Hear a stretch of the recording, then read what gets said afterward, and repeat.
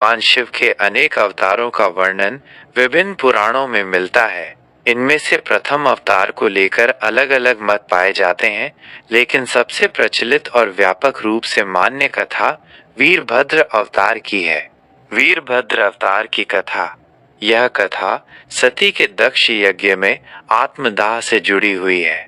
एक दक्ष यज्ञ और सती का अपमान।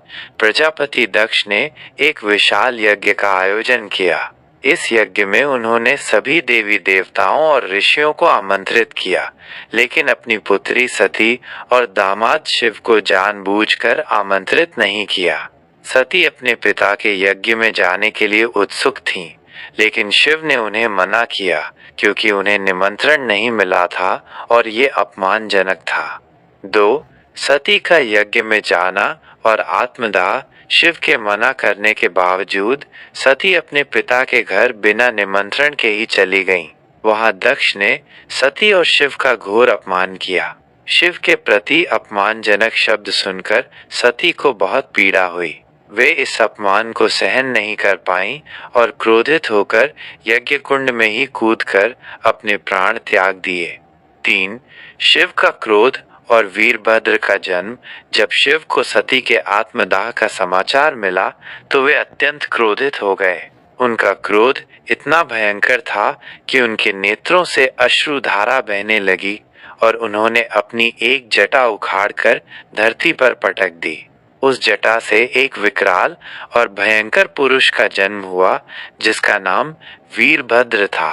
वीरभद्र का स्वरूप अत्यंत भयानक था। उनके सहस्रों भुजाएं थीं, ललाट पर तीसरा नेत्र था, हाथ में त्रिशूल और तलवार थे।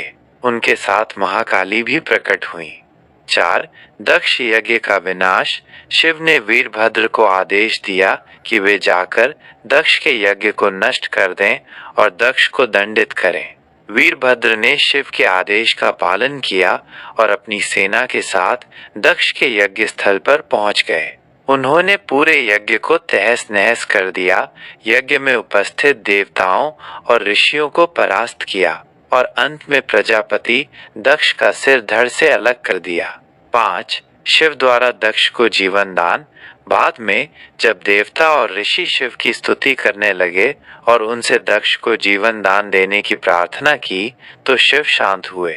उन्होंने दक्ष के कटे हुए सिर के स्थान पर एक बकरे का सिर लगाकर उसे पुनर्जीवित किया और यज्ञ को पूरा करने की अनुमति दी।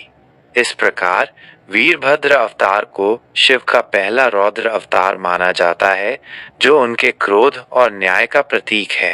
यह ध्यान रखना महत्वपूर्ण है कि कुछ ग्रंथों में शिव के अन्य अवतारों जैसे शरभ अवतार, भगवान नृसिंह के क्रोध को शांत करने के लिए या महाकाल को भी प्रथम अवतार के रूप में वर्णित किया गया है, लेकिन वीरभद्र अवतार की कथा अधिक व्यापक रूप से प्रचलित है और सती प्रसंग से सीधे जुड़ी हुई है।